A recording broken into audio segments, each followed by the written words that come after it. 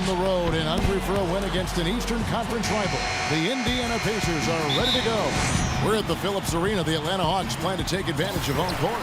Welcome, everyone. I'm Kevin Harlan, joined by Clark Kellogg, Steve Kerr, and Doris Burke, as we get set to bring you some terrific NBA action. And now a quick check of our starting lineups for both teams. And guys, taking a look at Paul George, what will we see from him? Well, he's an exciting young player. Almost 6'10", great athleticism, length, dynamic finisher at the rim, and he can guard multiple positions defensively. And you know what, Steve? His growth defensively has been just as impressive. He uses that length to great advantage, contesting shots and coming away with deflections and steals.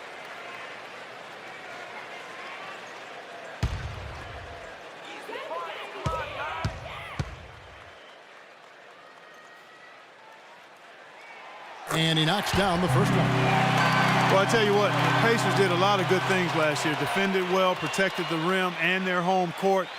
Really, the one area for improvement is probably the road record. They could get better in that area.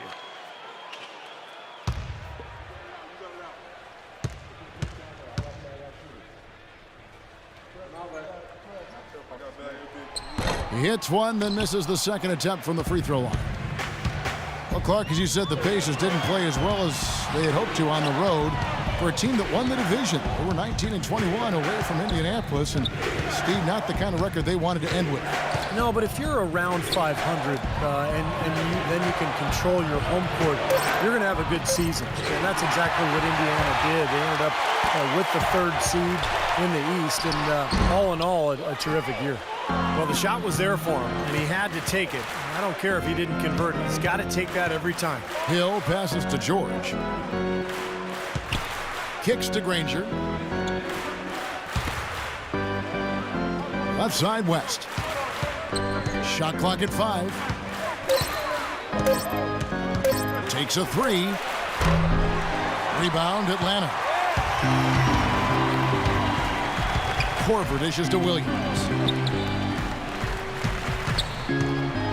Teague against Hill. Teague gets a screen from Horford. Teague kicks to Korver.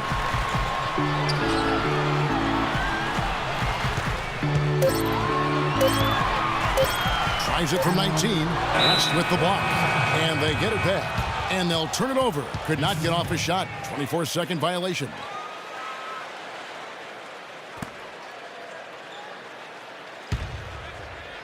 Just over a minute and a half played here in this one. Hill kicks to Granger. Indiana moving it around. Hibbert, the pass to Hill.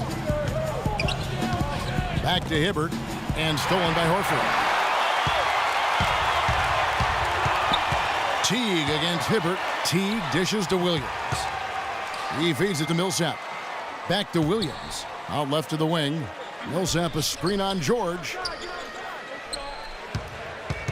And there's the pass to Korver. And a miss there on the triple. Still looking for that first bucket here to start the game. Hill with it. Now guarded by Korver. Pass to Hibbert. And a little luck that time, but it drops. If you're just tuning in, we played about 2.5 minutes here in the first.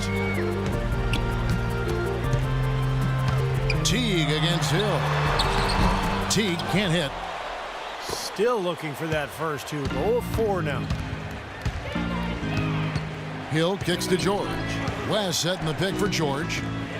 He's looking for Granger and finds him. Foul call that time on the way up. That'll give him 2 chances at the free throw line here. Well, Danny Granger played only portions of 5 games last season, guys, and basically was trying to overcome a torn patella tendon in his left knee. Had to be terribly frustrating for him. The Pacers shooting their first free throws of this game. Well, they were 75% free throw shooting a season ago.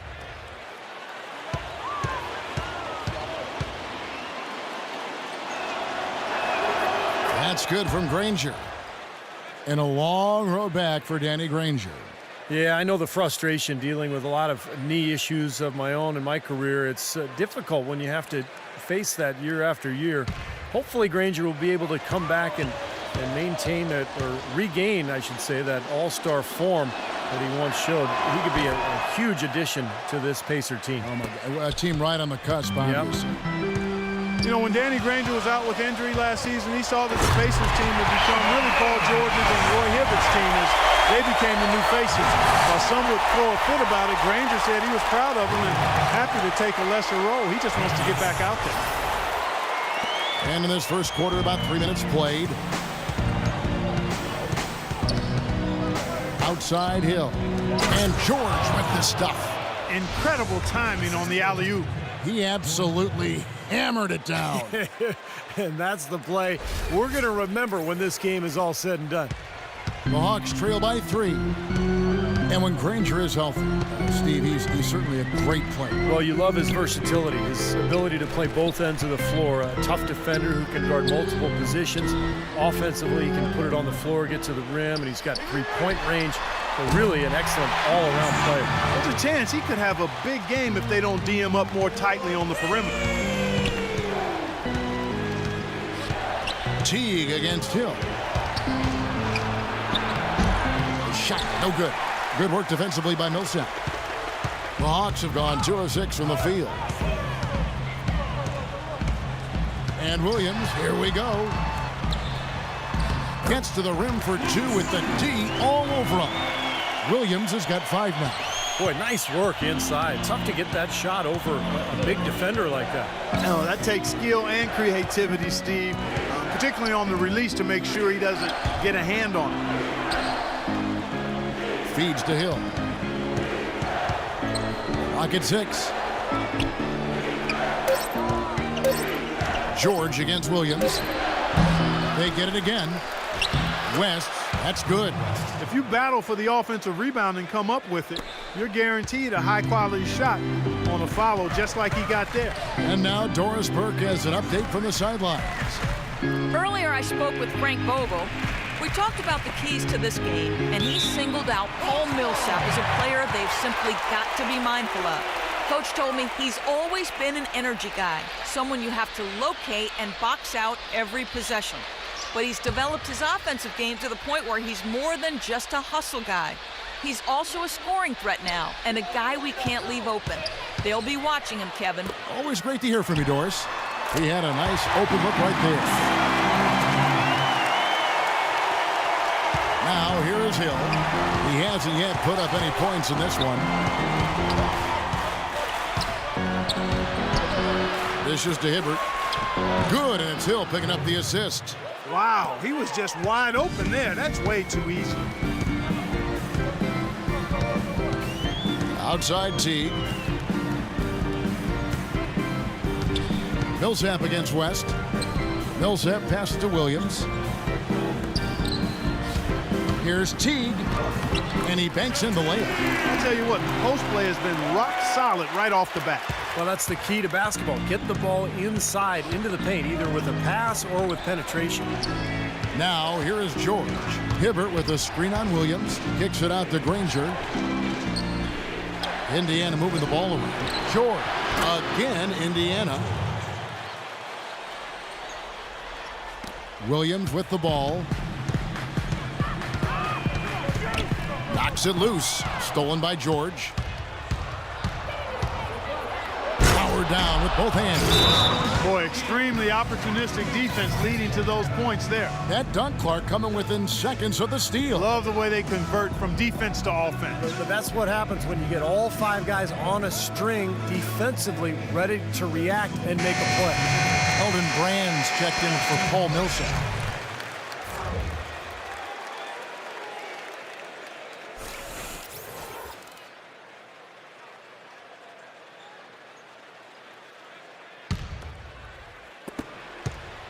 The Hawks trailing.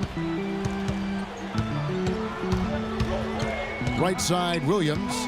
Out left to the wing. Hits from the corner. 2 points there from Korver. Korver's got his first points of the game.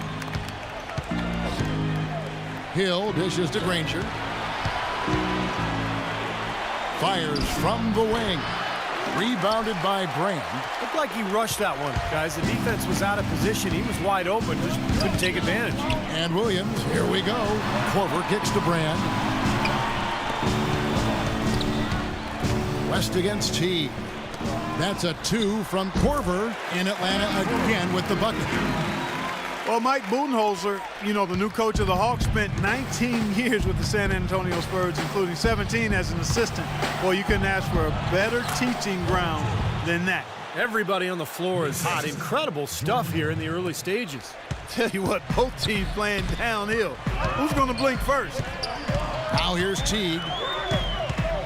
Right side, Williams. Right wing. Shot clock at 6. And it's going to be out of bounds. The Hawks will retain possession. Back to Budenholzer, who's with the Spurs for 19 years. Steve, the Spurs, the winningest team in pro sports over the last 15 years. Yeah, I'm glad that Budenholzer has finally gotten his chance. I played for him for 4 seasons. He's a guy who loves the game. He's very dedicated, hardworking, and has learned from probably the best coach in the NBA during his time in San Antonio. Now here is Horford, and he gets it to go. And the Hawks lead by 2. The Pacers have gone 7 of 11 from the field to begin the game. Outside Hill. He dishes it to Granger. Fades back. And a kind roll that time off the rim as that one falls. Granger's got the game tied up here for the Pacers. The feed to Horford. And so he draws the foul on the shot. A trip to the line to shoot 2. Horford missed a big chunk of that 2011-12 season after he tore the pectoral muscle in his shoulder. But he bounced back last season, and he arguably had his best year of his NBA career.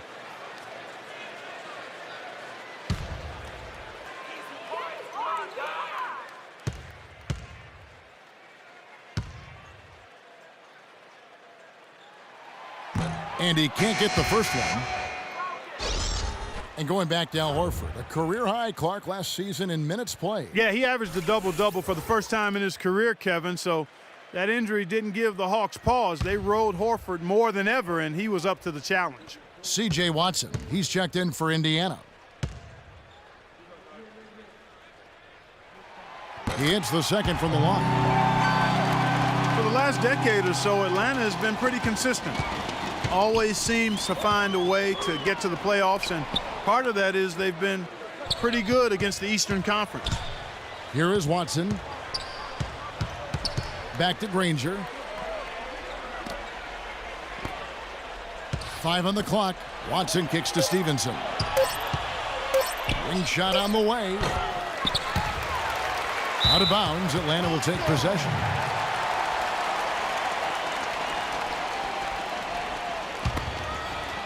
The Hawks leading. Here's Schroeder. Passes it to Jenkins. There's the dish to Horford. Stolen by Stevenson.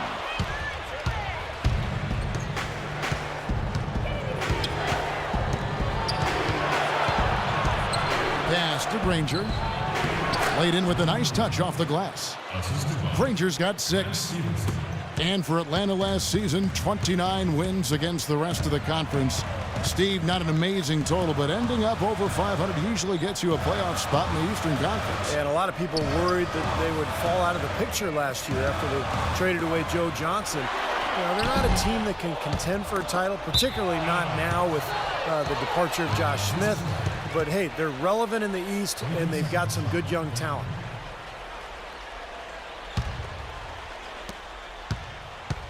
And here's Indiana. And here's Watson. Jacks up a 3, and the shot is good. Now it's a 4-point Pacer lead. That is not enough coverage. Got to do better than that defensively. Basically no coverage. I mean, defense did not look very good there. Here's Schroeder. Good. There it is again. On a lot of their possessions this first half, they've established great position inside. Yeah, getting the ball into the post should be their first option every time down. Force the defense to adapt and adjust. Here is Stevenson after the made shot from Schroeder. And it's Granger penetrating. He kicks to Scola. Tries from 16, and the shot is good. The mid-range jumper becomes a pretty high percentage shot for him when he has that kind of space. Time call here. The Hawks decide to talk it over.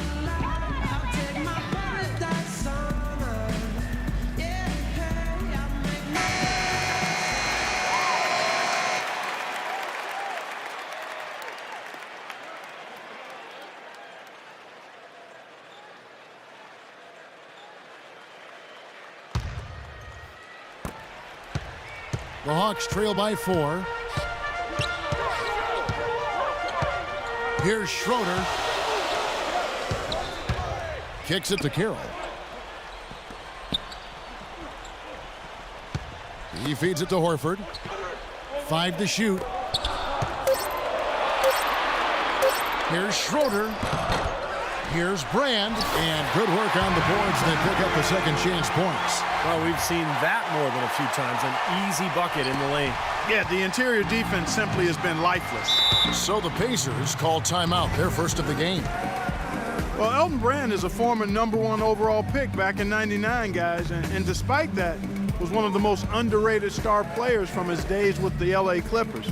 Now he's starting to slow down. He's on the other side of that career mountain, if you will. But he's still a quality big man.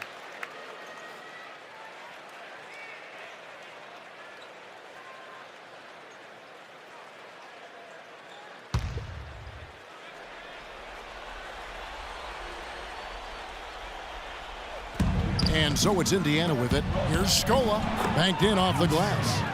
And the Pacers lead by 4. And Brand always has played bigger than his 6'8" height with those long arms of his.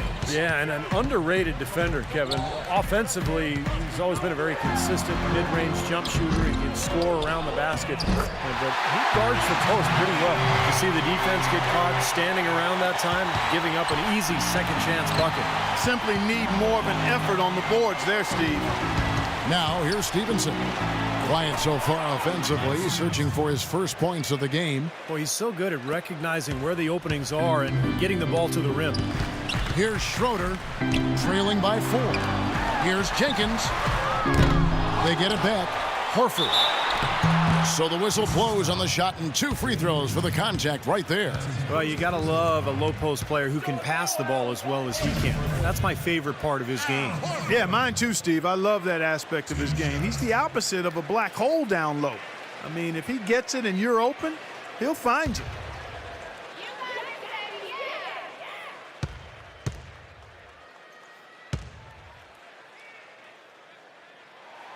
That's good from Horford. You know, I don't get caught up in whether Horford is a power forward or center. All I know is he can ball, and his skill set allows him to be productive and consistent.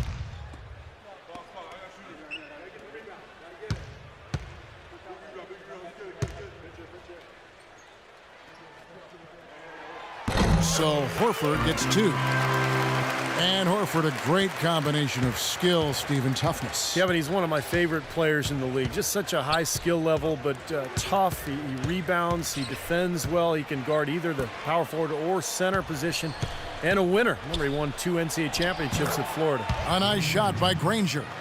He's having quite the quarter here, guys. I mean, shooting the ball extremely well. The Hawks trail by 4. 1 second separating the shot clock and game clock. Here's Schroeder. He's covered by Watson. Schroeder kicks to Jenkins. 6 to shoot. Terrific design on the pick play. He lays it in. Jenkins got his first points in this one. Here's Watson. Oh, and he just knocked down the buzzer beater. Pretty shot without a second to spare. That can be so demoralizing for the team that gives up a shot like that to close out a quarter. Oh, we've seen some great shots in the first quarter. No shortage of offense. Pacers out in front, up by 4. Stay with us as we get set to bring you the second quarter right after this. Now the second quarter getting ready to start up. And some stats here, guys. The scoring breakdown for Indiana. You know what, guys? It looks to me like they're really in sync here, all on the same page. They've already got a bunch of assists. And I think another key will be, can they continue to knock down that mid-range shot? They've been very good here early. Jeff Teague and Lou Williams, the back. Korver at the 3 with Paul Millsap at the 4. And it's Brand in at the center. That's the group starting the second quarter for the Hawks. Well, you look at Paul George, my man, PG 24. The young swingman out of Fresno State.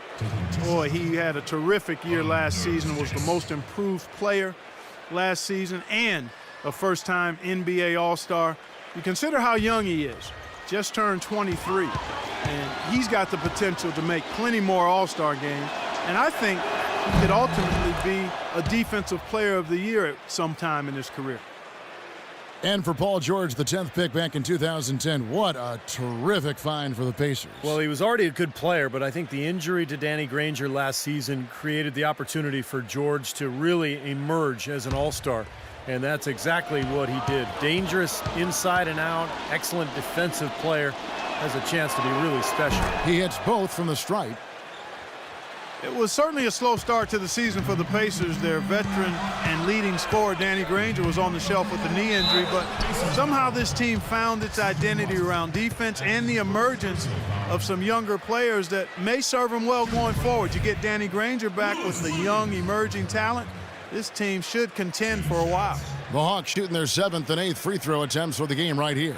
Well, you look at the numbers from a season ago, guys. This was one of the worst free throw shooting teams in the NBA, 72%. And that just has to improve, guys. I mean, the free throw shooting is something that has to get better. You're immediately putting yourself at a disadvantage when you shoot that poorly from the line. And Granger was able to come back for them for a stretch during the regular season, but eventually had to once again miss the rest of the games. But the team had grown to where, you know, that probably didn't derail them, as it might have, Steve, in the past. Well, the big thing with the Pacers, Kevin, is that they have a lot of depth now across the roster. And with the emergence of Paul George, who kind of took Granger's spot, they were able to move on pretty well without him. He's a dead eye at the line, fellas. Just call him automatic. He doesn't miss many of those. West passes to Watson. West kicks to Hill. West dishes to Watson. From deep three-point range, kept alive by Indiana. Shots good from West. And guys, they continue to put a lot of pressure on the interior defenders with the way they work down low. Well, it's become one of the stories of the first half, Clark, just piling up points in the paint. And let's catch up with our sideline reporter, Doris Burke. Doris, over to you. Well, guys, what an impressive season for Paul George in 2012-13. He said, if you talk to these guys, they will tell you, I told them my rookie year, by year 3, I'd be an all-star. He fulfilled that prediction and helped lead the Pacers to the conference final. Coach Vogel said, quote, he's grown tremendously. When he got going on the offensive end, that's when our season changed. Guys, consider he's just 23, a world of potential. Well, it certainly seems like a smart move for him. Thanks, Doris. Well, he has all the skill. And for him, I think it's just about assertiveness. Staying in the attack mode constantly on offense. And so it's Indiana with it. Jeff Teague unable to get his shot to go. Watson with it. Picked up by Teague. Hill, no good. The Hawks trail by 8. Korver passes to Williams. From past the arc, and he gets the bucket.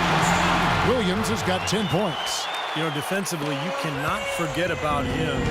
He gave him a wide open look there. Outside Hill. The pass to Watson, and he's going up for the alley-oop. Out of bounds, Atlanta takes possession. Looked like some miscommunication there offensively. Those guys were not on the same page.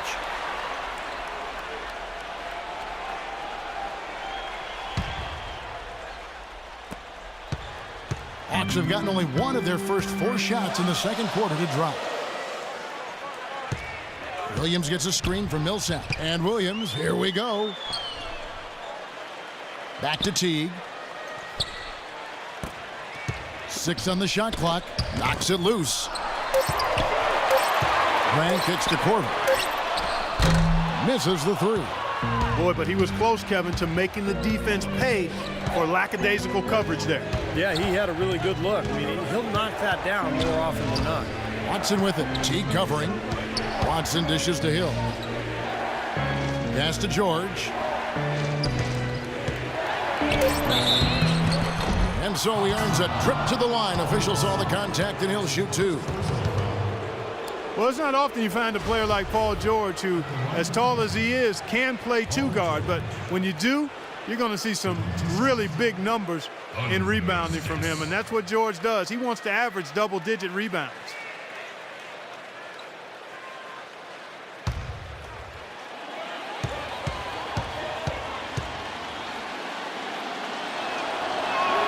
And the first one at the line is good.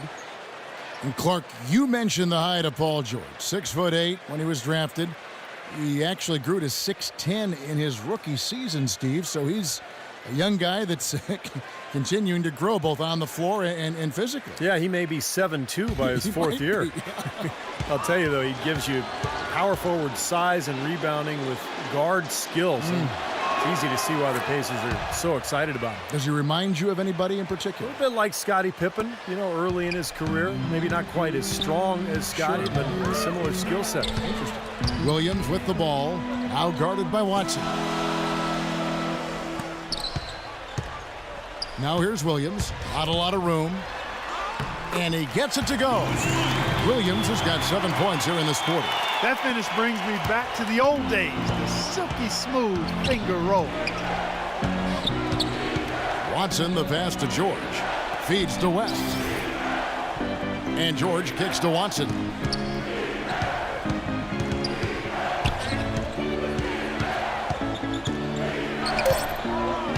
Back to George. Lets it go from deep. That drops. George has got the lead up to 8 now for the Pacers.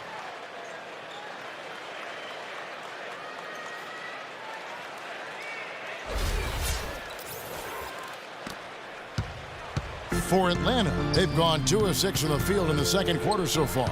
Millsap sets the pick for Williams.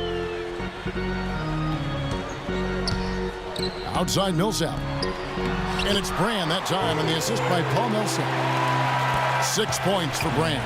Guys, good job working it down low and getting the high percentage look there. That's good basketball. Now Watson. He's got 5. Hill drives in. Out of bounds, Atlanta takes possession. Difficult to explain that turnover. I guess he thought he had more room than he did, but he really lost his place on the court. Al Horford is checked in for the Hawks.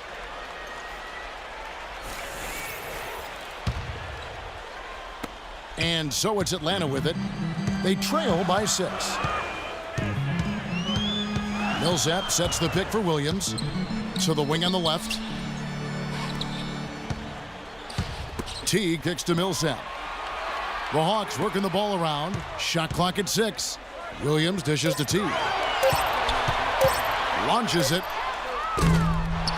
Another shot. And Horford with the lay-in. Now just a 4-point Pacer lead. The Pacers have gone 3 of their first 5 shots to drop here in the second quarter. Hill passes to George. Dishes it to Hibbert. Rebound Atlanta. I like the work there, contesting that shot that looked like it was going to be easy, but they forced the miss. You know what? He got it in close, but couldn't finish in traffic. Now here's Williams. 12 points for him. Releases. Hill pulls it in. Boy, we don't see that too often. No defender on him, and he just clanks the open jumper. He dishes it to George. Hibbert in the high post. And stolen by Jeff Teague. Here is Korver. Count it, and the Pacer lead has been cut down to just 2 points with the bucket from Horford. Indiana's gone 1 of 3 from way outside since the start of the second quarter. Hill kicks to George. That's going to be over and back. Not watching for the line that time. Well, if you really want to make things hard on yourself, that's exactly how to do it. Turnovers on back-to-back trips down the floor. Well, they're not doing themselves any favors. The next possession needs to be a good one. They've got to find their offensive rhythm. Catching up on the changes now for Indiana. Luis Scola, he's checked in for Hibbert. Granger comes in for West. Lance Stevenson subbed in for C.J. Watson. Now here's Williams. He wants to get to Millsap and does. Shot clock at 6. There's the feed to Teague. That doesn't go on the chance to tie. His touch has disappeared on him this quarter. He just hasn't been able to get it going. The Hawks last season weren't really a bad offensive team, but they did have one of the more memorable offensive nights, and not for anything positive. In a January game against a tough Bulls team, the Hawks only scored 58 points over the course of the entire game. The Hawks trail by 4. The dish to Millsap. outside Williams. Back to Millsap. To the paint. Shot clock at 6. Williams dishes to T. It's stolen by Hill.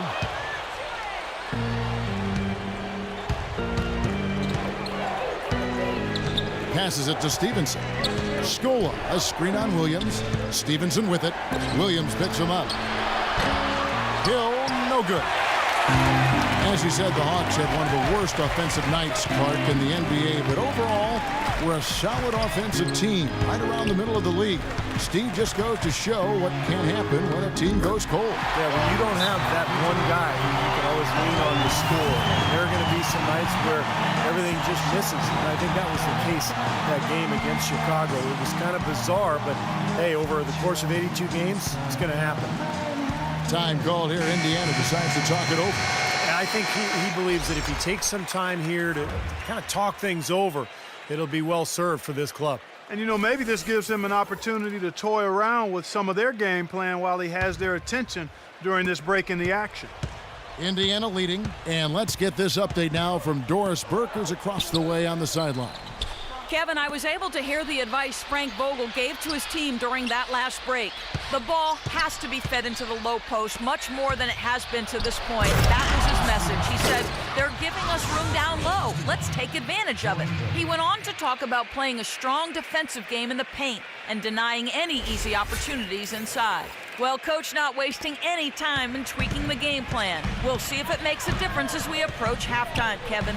And thank you for that, Doris. Here's Jenkins. The Pacers making the shot. Pass to Carroll. He kicks it to Horford. Here's Jenkins. A three-pointer off the mark. Pacers leading by 4. Hill gets a screen from Granger. Hill passes to Copeland. Outside Hill. Copeland off the pick from Stevenson. Deep 2 from Hill. Again, Indiana. That's their third straight make off an assist. Boy, the ball movement's been fantastic here the last few possessions. Clark, they've been struggling here on offense. Yeah, a little bit of cottonmouth here. Dry spell for sure. And Jenkins kicks to Carroll. The pass to Schroeder. Now here's Jenkins. He's guarded by Stevenson. Blocked. Outside Hill. Kicks to Stevenson. It's stolen by Jenkins. And here's the fast break. Carroll leading the way. He feeds it to Horford. Now here's Jenkins. He's guarded by Stevenson. Carroll kicks to Jenkins from outside the arc, and he gets the bucket. Jenkins got 5. And I think they're spending a little too much time behind the three-point line in this quarter. They've got to work the ball into the paint. I agree with you. I mean, it's easy to settle for that three-point shot. I mean, they're making it harder than they need to. Get it in close, get to the line. That's how you get back into a game. Clock at 6. Hill dishes to Granger. Good work defensively by Millsap. Well, he won't miss many of those, especially with the defender not in the best of positions there. Here's Jenkins. Another 3 for Atlanta. 1:44 left in the second quarter. And the Pacers call time here. Well, if the Pacers wanted to grab the attention of the league with their postseason play, they certainly did that. They marched through the first 2 rounds by knocking off the Hawks and the Knicks. And boy, remember, they were a game away from the NBA Finals.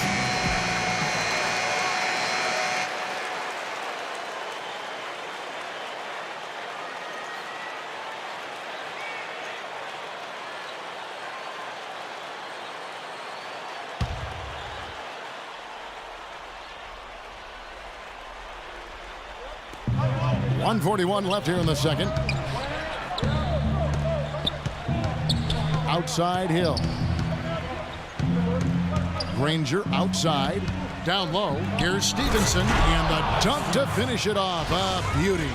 Now, that was an incredible reverse throwdown right there. Tremendous body control. I'd even go as far to say, Clark, that was a punctuation dunk. Huh? I can feel that. Sending a message. Yes, sir. A message, and put it on the highlight reel for later. Time called here. The Hawks decide to talk it over. Ultimately, the Pacers would fall to the Heat, but they put them to the test. I don't think there's any doubt about that. They gained respect league-wide even more than they had going into the playoffs. It took 7 games, Clark, and you saw them all, which a lot of folks didn't see coming. I know that's the case, and yet the way the Pacers showed such grit in that series, it indicates they can compete with anybody. And when you have a defensive anchor like they do in Roy Hibbert, they've got a chance to be a championship team before long. So it's Atlanta now, following the score by Indiana. Passes it to Schroeder. 5 on the clock. Offensive rebound. And Danny Granger gets the whistle that time. That'll be his second foul of the game. That's his second personal foul. If he gets another, it probably puts him on the bench for the rest of the first half.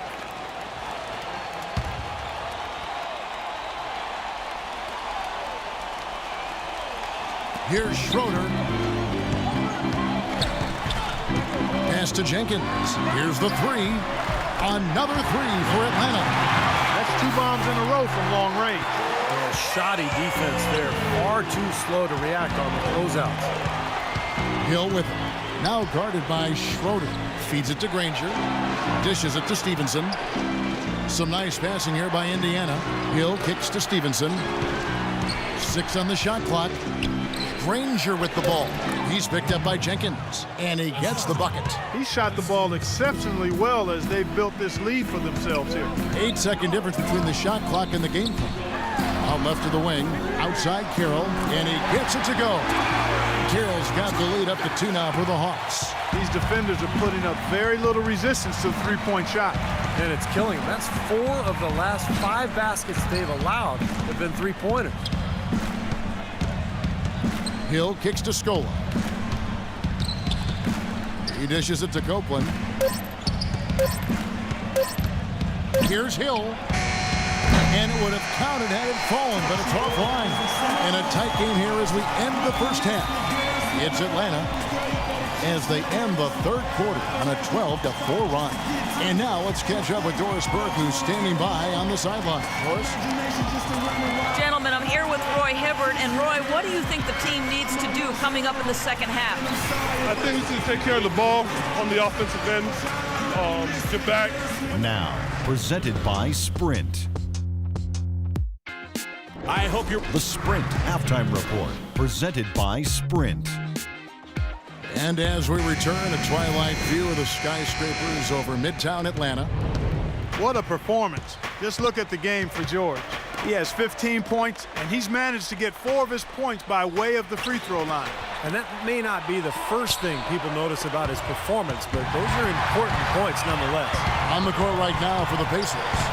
George Hill at the 1, Paul George at the 2, down low, Weston Hibbert, and it's Granger in at the 3 slot. And the defense fouling there to prevent that layup, forcing 2 free throws here.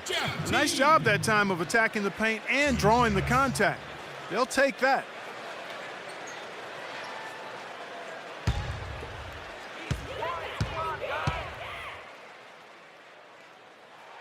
Free throw good, Teague. Big step forward once again for Jeff Teague last season. He continued to up his scoring and assist totals and had one of his best years from the free throw line to date.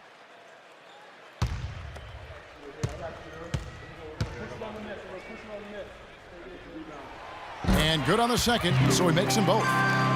And Steve, back to Teague. He's working on that outside shooting, but as a point guard, Clark, he's very effective around the rim. But those little in-between shots you like so much. Kevin, I love the arsenal he has, and every point guard needs to have those runners, floaters, flippers, I call them. You've got to have that. You're not always going to be able to get to the rim against such, against bigger guys.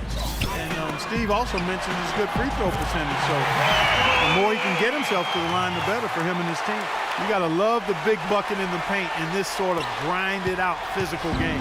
Yeah, that was your game, Clark. Pound it inside and take the ball right to the defense.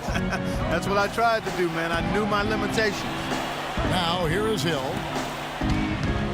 And George, here we go. West inside. And that one is good with the extra effort on the glass. West has got 10. Williams with the ball. George picks him up. Williams against George. Williams up on top. He's got 12. No good. Excellent D there from George. The Pacers have gone 2 of 3 from the field to start the second half. Teague against Hill. On the wing, Granger for the tie. Misses off the right iron. Oh, that's a frustrating one there. Easy look at the hoop. Williams for 3. And it's Williams again missing. There's the feed to Teague. Now the dish to Horford. Here's Millsap. Drops it in from 14 feet away. Millsap's got 7 points in the game. Well, he could have earned some style points there, but he really doesn't need to use the fadeaway when he's that wide open. West a screen on Teague. Hill kicks to George. Inside to Hibbert. Millsap with the steal. And now it's Teague running. He can go all the way. Up high and down hard. And the defense just lets him go there. And once he hit the open floor, there was no looking back. Straight to the rack. And that replay sponsored by Kia, the Kia Slam Cam, giving us a great look at that one. From the sideline, let's catch up with Doris Burke. Well, Kevin, even though there have been a lot of changes over the past few seasons in Atlanta, the team has rebounded despite the turnover in coaches and players. Al Horford said it came together quickly because of the GM, saying, quote, "We understood he was trying to do some things in a different way." Sounds like they have a good understanding of what they are trying to accomplish here, guys. A lot of talent, Doris. And they're keeping them all working together. So it's Atlanta now, following the miss by David West. 6 on the shot clock. Horford. The basket drops, and he gets fouled on the shot. One free throw coming his way. And we're seeing the shots just dropping from everywhere right now. Yeah, since halftime, Steve, they've been operating very efficiently. He's gone 3 for 4 from the line. One shot.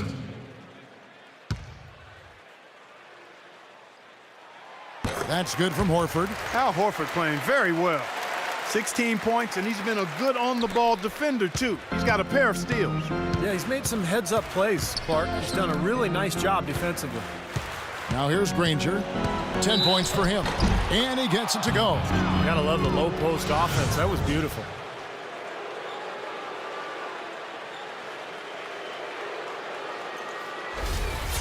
The Pacers shooting their 7th free throw attempt here.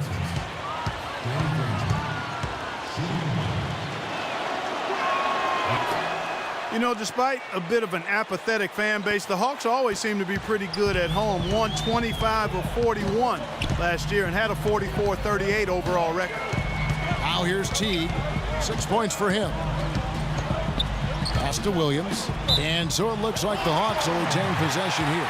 Now that pass had just a little bit too much heat on it for him to make a clean steal. Yeah, I think it would have been a tough catch for either of them.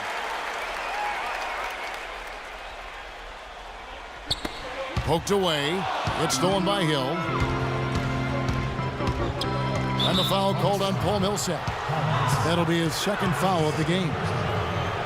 Nobody really seems to talk about it, Clark, but the Hawks have been absolutely dynamite here at home over the last half-decade. Steve, as a visitor, you know this. Very tough to get wins here. That's why they call it the highlight factory, Kevin. I mean, this place can get rocking, and you think about some of the talent they've had here the last few years with Josh Smith, who's now in Detroit, with Al Horford, Jeff Teague. A lot of exciting players. Teague against Hill. Now here's Teague. T right on him, and he gets it to go. Teague's got 8 points. Pacers trail by 6. Outside, George. He kicks to Hibbert. Whoops, they pick off the pass. Fast break for Hawks. Teague's got the ball. And Paul Millsap, the bucket on the assist by Teague. And it's 9 points for Millsap. And a breakdown here, guys. The hustle stats for the Hawks. Their high-energy defensive effort has paid off for them, guys, with more than a few steals over the course of the ballgame. And they've really done a nice job on the glass, too. A lot of second-chance points here tonight. Now here's Granger. He's got 13. Well, I think he kind of alligator-armed that one, short-stroked it. After doing a nice job to get open, he didn't finish the shot. Teague against George. Teague, the pass to Millsap. Paul George with the steal. All alone. The big dunk at the end of the break. Well, this is how you completely rattle an opponent's rhythm. Yeah, you know, such terrific on-the-ball defense to trigger the transition opportunity. And it wasn't just the tough D, it was the exclamation point they put on the fast break with the slam. Here's Williams. He's got 12.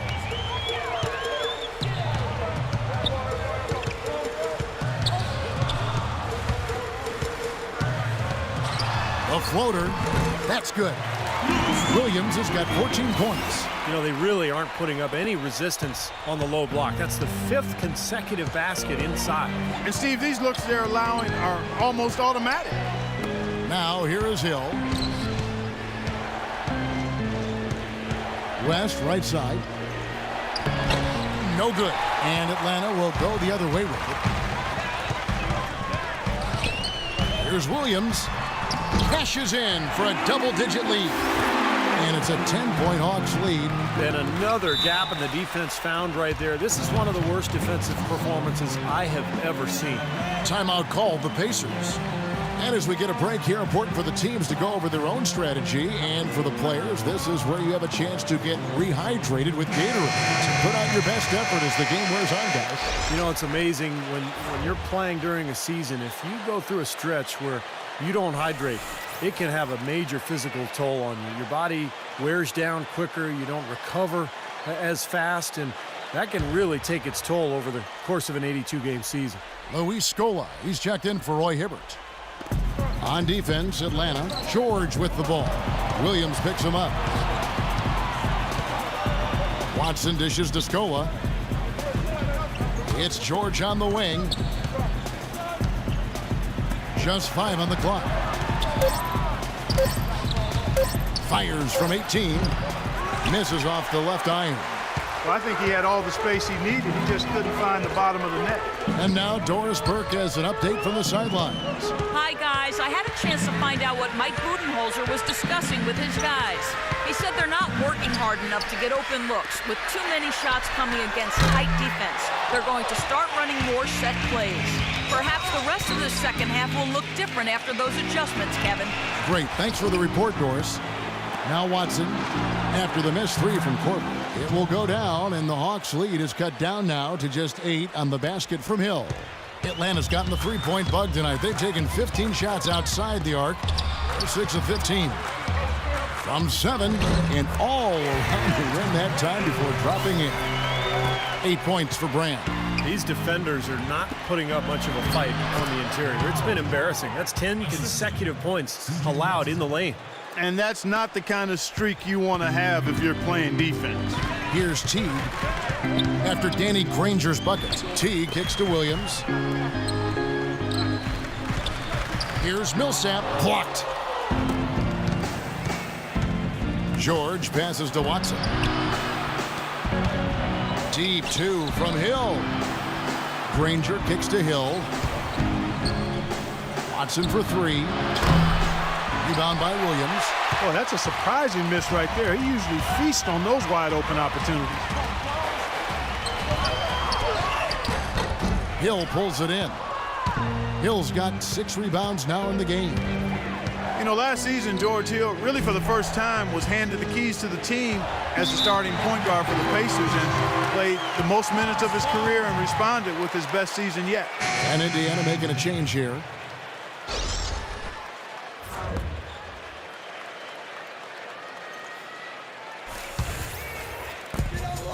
Atlanta leading by 8. Here's Schroeder. Brand kicks to Carroll. The pass to Schroeder. He feeds it to Carroll. From outside, off the mark. And going back to George Hill, great length and athleticism at the point guard position, defensive-minded guy. He really fits with the hard-nosed identity of this team. Wouldn't you say, Steve? Yeah, I love George Hill. Offensively, he shoots with range, and he's able to slash and draw fouls. Excellent rebounder for the point guard position. And you mentioned the length. I mean, the wingspan for Hill allows him to guard both ones and twos in the backcourt. Something starting to click for this team, guys. You can feel it. The three-pointers are dropping. Their offense is flowing. They've had a great second half from long range. Atlanta's gotten blank from three-point land so far in the third. Still 0 for 3. Schroeder passes to Jenkins. Kicks it to Millsap. Knocks it loose. And stolen by Granger.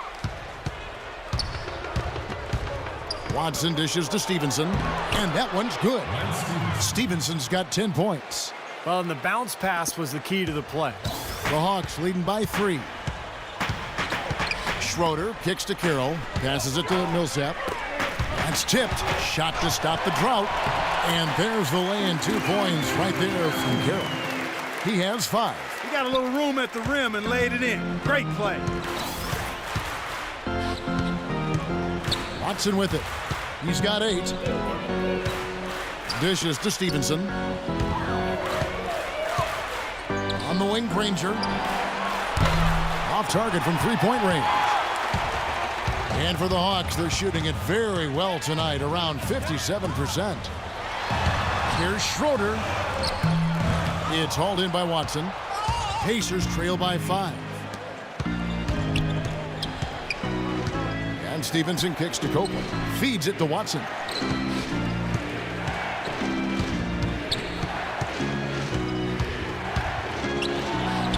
Takes it into the teeth of the D and converts the layup. Watson's got 10 points in the game. The Hawks shooting almost 60% from the field here in the third. They are really feeling it. Screen by Brand. Here's Carroll. A beautiful reverse layup. Now there's something for the top 10 highlight reel right there. A layup can be just as sweet and as pretty as a dunk sometimes. Watson with it. Defended by Schroeder. Pass to Granger. Fades away. And he gets the bucket. Granger's got 7 now in this quarter. Atlanta leading by 3. Atlanta calls timeout. The Hawks made the playoffs again, but ended up losing in the first round to the Pacers in 6 games. Dropped the first 2 in Indiana, won the next 2 in Atlanta, but it all ended when the Pacers got them in Game 6. And some changes here for the Pacers. West comes in for Chris Copeland. And George Hills subbed in for C.J. Watson. Atlanta with the ball. They've led by as much as 10. And Millsap, here we go. Hill pulls it in. Hill's got rebound number 7 for him tonight. Well, and for the Hawks, it's been 6 consecutive seasons with basically this group. Certainly Joe Johnson left as a free agent to Brooklyn. But, Steve, they have yet to get past the second round in any of those playoff runs. I think that's why they decided to part ways with Josh Smith and originally with Joe Johnson 2 seasons ago, just to make that next step, to start fresh. And they may take a dip here, but I think that the future does look bright. Here's Hill after the made shot from Carroll. 3 seconds separate the shot clock and game clock. Fast break, the Hawks. Here's Schroeder. And he was fouled on the way up. 2 free throws now for him. Yeah, nice body control there. Narrowly missing the shot. It would have been a 3-point play. Had a free look at it after the foul. Nice play. This is his first free throw of the game. Dennis Schroeder. 2 shots.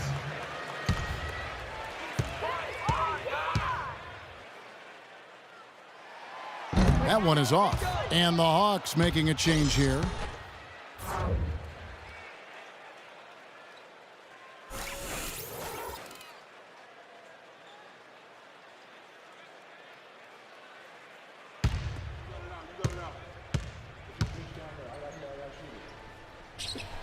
And the second free throw, good. 15 seconds left to play in the third. Hill kicks to Stevenson. He dishes it to West. The baseline J. No luck. And that's going to do it for the third quarter.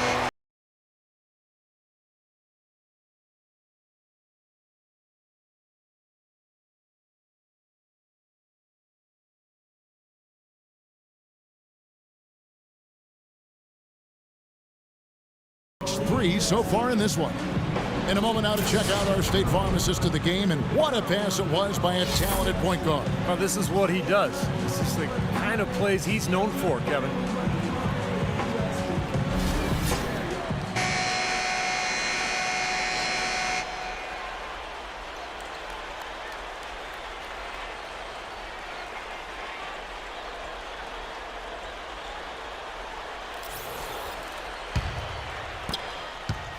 The Hawks leading by 6. Williams the 2 with Korver at the 3.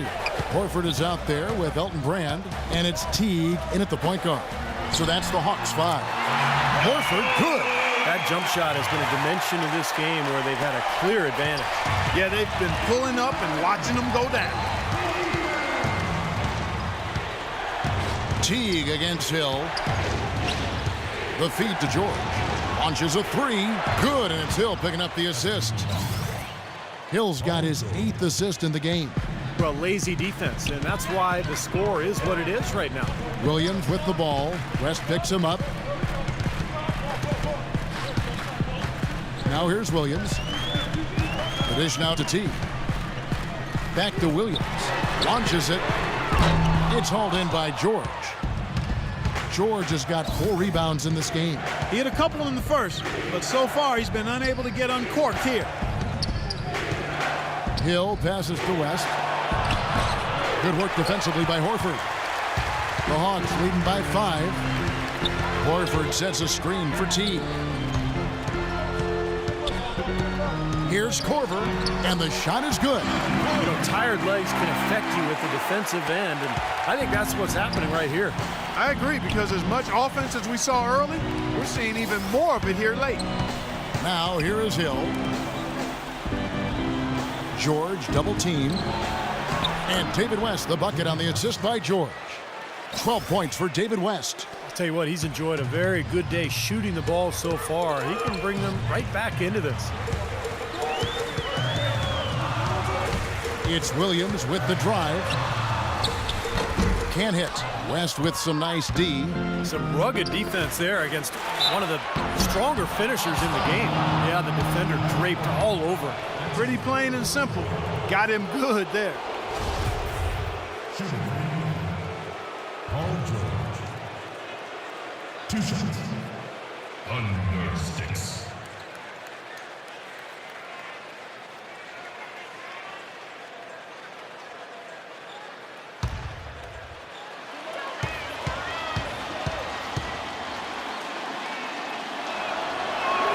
And the first one at the line is good. Well, Indiana's success last season was built around its defensive prowess, and they usually would set the tone at the start of the game. They were one of the best in the league at allowing the fewest first quarter points. Paul Millsap's checked in for Elton Brand.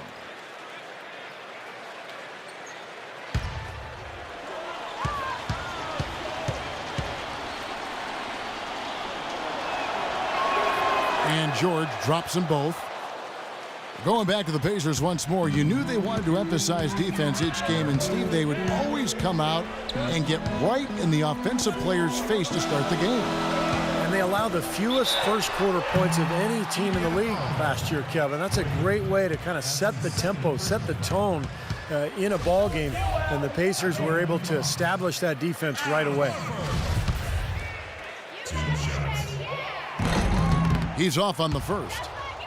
Easy buckets, guys, are best gotten in transition. The Hawks were very good in that department, and it's how they were able to be a playoff team even while losing the players that they did before last season. And back to the Hawks, would end up 3rd overall in fast break points. You know, Steve, as soon as they got a rebound, everyone knew to fill a lane, and they could certainly finish at the rim. Well, they had a point guard who really loved to push the ball in Jeff Teague, so that seemed to be the right strategy for this club. Of course, they've gone through a lot of changes in the offseason. I think they're in a situation where they're trying to grow. They added Paul Millsap, but this is more about the future than it is about the present. Here's Hill after David West's bucket. And here's George. Hill kicks to George. Good, and it's Hill picking up the assist. And now it's 27 points here for George. Williams against George. Outside Teague. Pass to Millsap. West with the block. But they get it back. Korver dishes to Teague. Just 5 on the clock. A bit under 3.5 minutes have passed here in the fourth. George against Teague. And David West again. Now it's a 4-point Indiana lead. And look at how the hustle game has been going for the Pacers. Their defense has been outstanding, Kevin. Closing out on shots, blocking a lot of them as well. And Steve, we can't fail to mention all the steals they've piled up too. I mean, that's making a big difference. They've really gotten into them defensively. Indiana moving the ball around.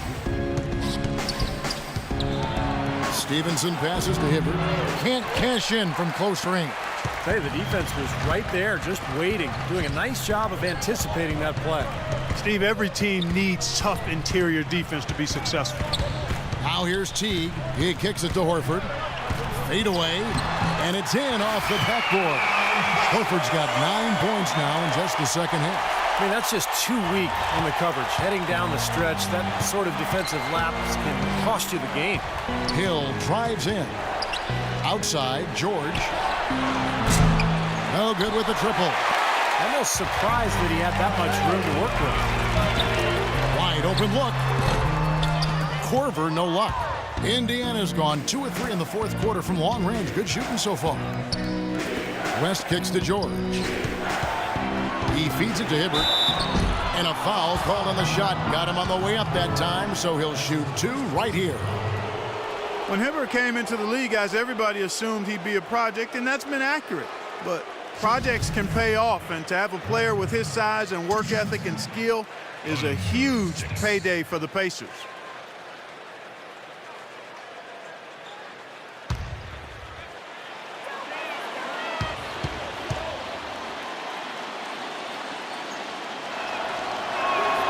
That free throw, no good.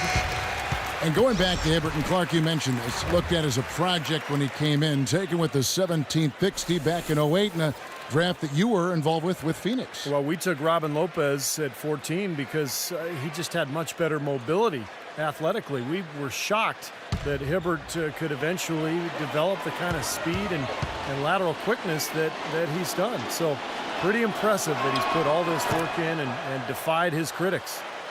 After signing the big contract, a lot was expected from Roy Hibbert last season, and he put a little pressure on himself, but he also had a wrist injury, got off to a slow start, and didn't find his groove until the calendar turned to 2013. Here's Hill after the made shot from Jeff Teague. George dishes to West, and that one's good. West has got 12 points here in the second half. The Hawks trail by 3. And for Hibbert, first-time All-Star in 2012. His slow start cost him a shot, I think, to repeat as an All-Star last season.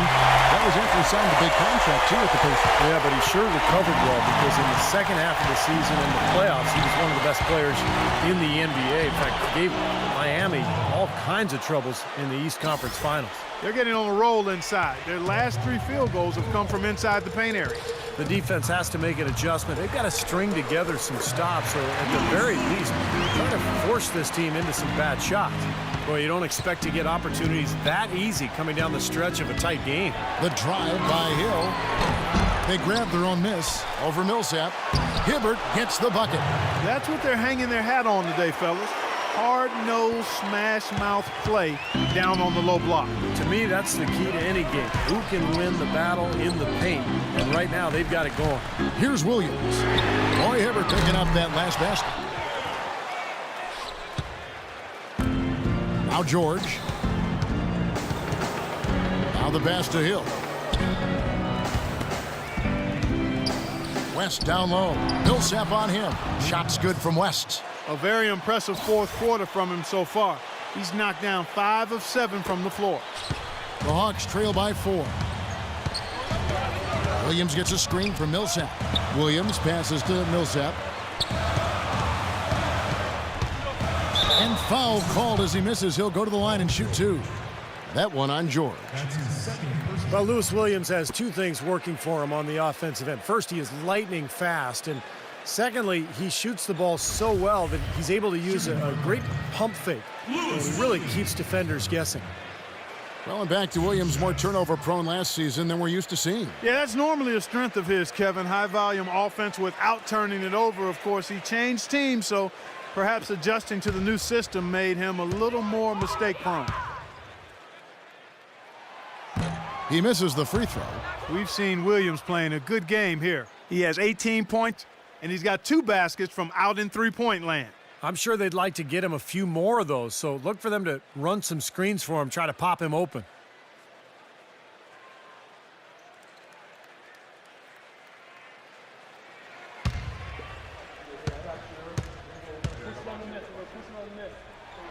He doesn't get the second one. Usually free throws are a formality for him, and for the most part today, they have been. I didn't expect that result when he stepped up there. Williams against Hill. Shot from 16, and David West again. Now it's a 6-point Pacer lead. Now he's shooting 75% here in the fourth quarter. Williams kicks to T. Back to Williams. Horford with a screen on George. Williams attacking. Shot clock at 6. From about 19 feet. And he overshot that one, missing. He's going to play his way right onto the bench and out of the game if he continues to shoot it like he has so far in this quarter. Boy, he's just dangling from the rim after sending it through there. You can see which team now has the swagger Clark right now. Yeah, exactly. It's with them. Yeah, but you don't want to do too much to get an opponent riled up, though, either. Now here's Teague. Shot to stop the run. And it's Williams again missing. Granger kicks to Hibbert. West inside. Good, and it's Hill picking up the assist. 24 points for David West. Pretty much all of their buckets coming from inside the paint now. Yeah, that's 5 of their last 6 baskets inside the lane. They have really established themselves inside. He had pretty much played mistake-free basketball up to that point. That's really the only time he's turned it over so far. Indiana leading by 10. Hill dishes to George. And the powerful one-handed slam. Maybe could have tried for a more memorable dunk than that. And we know he's capable of those memorable dunks. But, you know, they've got a nice lead. Don't take any chances. The simple one-hander is just fine. Here's Teague following the score by Indiana. Kicks it to Williams. Back to Teague. Millsap left side. Cans the shot with nobody near him. Indiana's gone 2 of 3 in the fourth quarter from long range. Good shooting so far. Hill against Teague. Here's Hibbert. Takes it off the glass. Hibbert's got the lead up to 12 now for the Pacers. Some defensive breakdowns are starting to show up now. Their last 4 buckets allowed have come from very close range. Giving up these easy chances is going to do wonders for their confidence. Atlanta calls timeout. Yeah, they were getting winded. Good call here to give them a quick breather. Let's go quickly over to Doris Burke for an update. I was able to listen in on what Mike Budenholzer had to say to his team. He's not pleased with the careless turnovers offensively, saying, listen, we've got to get shots. It's as simple as that. We have to play smart and value the basketball. Kevin, did it sink in? Now here's Williams. Passes it to Korver. Outside Teague. The three-pointer is right on target. Teague's got it back down to single digits for the Hawks. Well, nothing was going down for him in the first half, but since the break, he's been on target. Outside Hill. Inside to Hibbert. Good, and it's Hill picking up the assist. And that's 11 points for Roy Hibbert. And now we can see them really working it inside. Taking advantage of the defense, really pounding it down low. Williams gets the bucket. Those are starting to add up. Of their last 5 baskets, 3 of them have been three-pointers. And it's not just great offense, Clark. The defense is really lacking. Not enough energy on their closeouts. Now, here is George. Outside Hill. 6 to shoot. Here's Granger, and again, it's Indiana converting. I like the way they've played here in the first half. Just an intelligent floor game, getting good shots. Numbers certainly back that up. They're shooting a much better percentage. Atlanta calls timeout. They trail by 10. 1:39 left in the fourth quarter.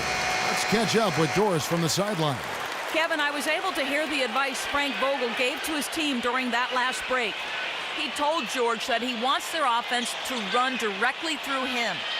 Coach said the first thing they should be thinking about is getting the ball in his hands and letting him lead the way on each and every possession. He also wants to see a patient offense, work for the shot, move the ball around, and as he told them, quote, if you don't see a good shot, find someone who does. So Coach waiting until the final stages to pull a few tricks out of his sleeve. Kevin, let's see if he's made a wise decision. Thank you, Doris. And the Pacers call time here. They're up by 8. 1:32 left in the fourth quarter of this one.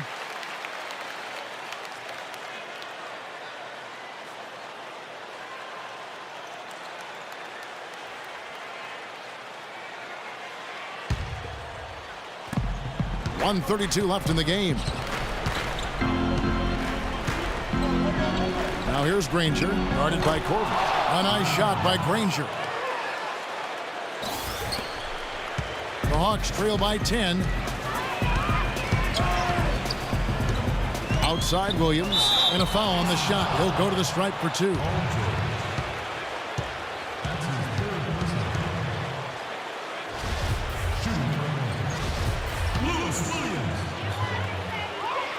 He hits the first one, and that brings them within single digits. That's also good, so he hits both free throws. Well, you have to like how he's challenging the defense now in the second half. Getting to the line for a lot of free throw opportunities. Outside, George dishes it to Hill.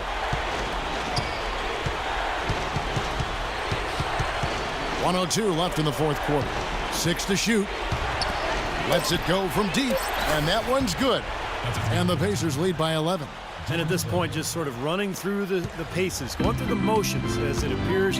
It'll be a nice win here for the Pacers. In the end, they had a better shooting percentage, and that's what made the difference. Sometimes, Clark, things go your way. The other team wasn't catching many lucky breaks themselves. Well, it's more than luck, Kevin. I think the shot selection was good, too. And nobody really saw a performance like this coming. But it was a big-time game for George. He affected the game so much with the way he was able to come up with steals and get extra possessions for his team. Now Hill. Jeff Teague missing from long range. Foul call that time on the way up. That'll give him 2 chances at the free throw line here. 4th team foul. Hawks foul called. Al Horford. That's his 3rd personal foul. Shooting for Indiana. Roy Hibbert. Taking 2 shots. Thunder Sticks.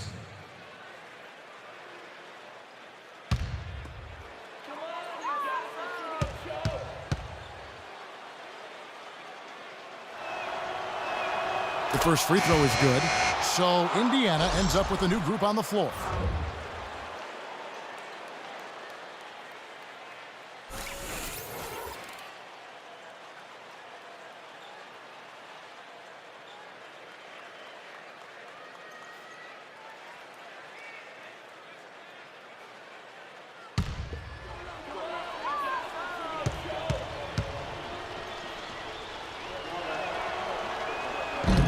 And so he's able to get one of two.